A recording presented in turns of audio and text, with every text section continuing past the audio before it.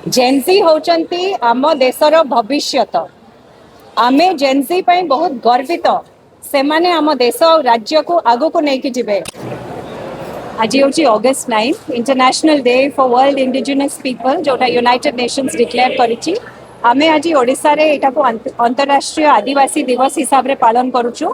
आज बीजेडी परिवार तरफ रु शंख भवन रे गोटे भव्य कार्यक्रम रो अनुष्ठान हेतिला एवं आज आम दलर सदस्य आम दलर मुखिया मान्यवर श्री नवीन पट्टनायक आसिक तांकर वक्तव्य रखिथिले।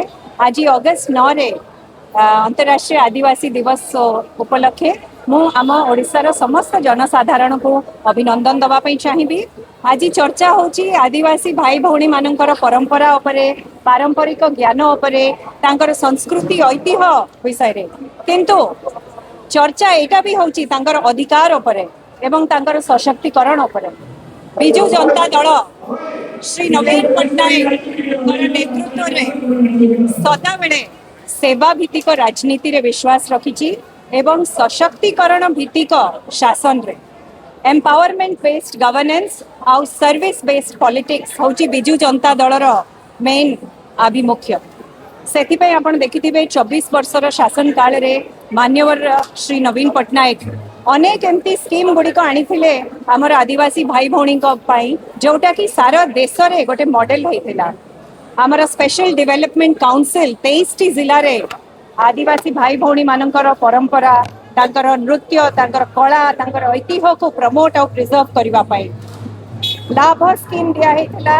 आमर भाई भौणी मानकर जो माइनर फॉरेस्ट प्रोड्यूस पे गोटे आमर मिनिमम सपोर्ट प्राइस दबा पे शिक्षा क्षेत्र में अन्वेषा एवं आकांक्षा बढ़िया स्कीम करा हेतिला। प्रत्येक ब्लॉक में ओडिशा आदर्श विद्यालय करा हेतिला एवं शिक्षा को बहुत ऊपर को नहीं मान्यवर आमर श्री नवीन पट्टनायक स्मार्ट स्कूल्स करिके मिशन शक्ति द्वारा आमर जनजाति भौणी मानकू गोटे स्वतंत्र परिचय सृष्टि करा हेतिला।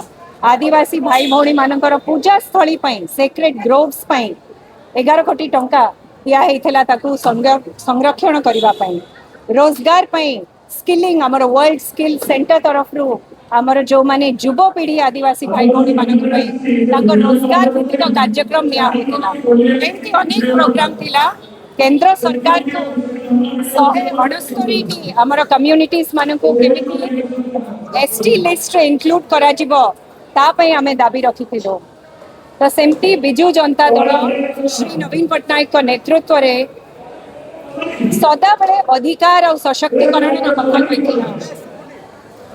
शिक्षा सहित सशक्तिकरण संस्कार एवं ऐतिह्य एवं परिचय सहित रोजगार सो एथिरे मु आउ थरे आपण माने समस्त को आपण मानक द्वारा आजिकार दिन अभिनंदन जनाऊँ। धन्यवाद। जुहार।